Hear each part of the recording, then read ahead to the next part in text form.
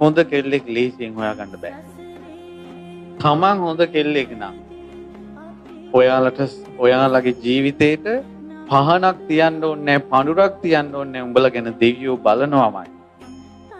වල්මත් තුන ලෝකේ චරිතේ රැකගෙන ඉන්න කෙල්ලෝ බොරළු ගොඩේ මැණික් වගේ දෙවිවරුන්ට පේනවා. උන්ට දෙවියෝ පිහිට වෙනවා. උන්ට තුනුරුවන්ගේ ආශිර්වාද එනවා. දේවතා බලි. කුමක්ද දේවතා බලි? දෙවියන්ට පින් දෙනවා. දැන් බලන්න මිනිස්සෙකුගේ ජීවිතේ එක අංගයක් අම්මට සලකනවා වගේම අංගයක් වෙන්න ඕන කියනවා දෙවියන්ට පින් දෙන එක. කෝ දෙවිවරුන්ට ගරහනවා. දෙවියන්ට ගරහා බන කියන අයගේ බන අහන අයට යන කලදසාව කුමක්ද?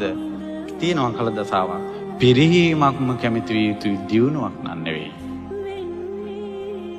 ඒකට මම උදාහරණ කතාවක් කියන්නම්. මේ දෙවියන්ට පින් දෙන එක. වෙලෙන්දු දෙන්නේ වෙලඳාම් කරගෙන ඉද්දී එක වෙලෙන්දෙකු මේ අරෙන් ගඟකින් එතර වෙන්න ඕන.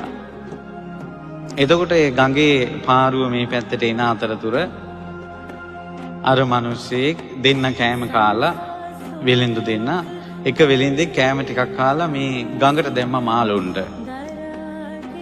දාලා හිතුවා මේ මාළුන්ට කෑම දාපු පින මේ ගංගා දේවතාව අනුමෝදන් වේවා. ඒතුට එහෙම කියනකොටම අර ගංගේ දේවතාවට ඒක දැනුණා. සතුටු වුණා. දැන් ඔන්න අර වෙලඳ දෙන්න ඔරුව එනකල් හාන්සි වෙලා ඉන්නවා. අර කෑම දාපු වෙලෙන්දට නිින්ද ගියා. අනිත් වෙලෙන්ද ගාව තමයි තිබ්බේ කාසි පොදිය. දෙන්න එකතු වෙලා මේ බිස්නස් කරපු එකේ. ඔහු කුමක්ද කළේ? කාසි තිබ්බ බෑග් එක වගේම බෑග් එකට ගල් කැට ටිකක් දාලා ඉනේ ගහගත්තා. මේ පැත්තේ කාසි පොදිය තියෙනවා, අනිත් පැත්තේ ගල් කැට පොදිය තියෙනවා.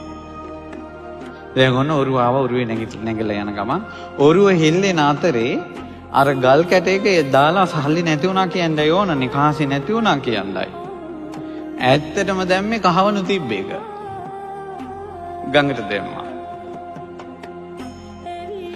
මෙන්න නැති වුණා කහවණු. ඊට පස්සේ අර මිනිස්සෙක් මොනවා කරන්නද දෙතින්. නමුත් ওই සිද්ධි දෙයිය බලාගෙන හිටියේ ගංගා දේවතාව.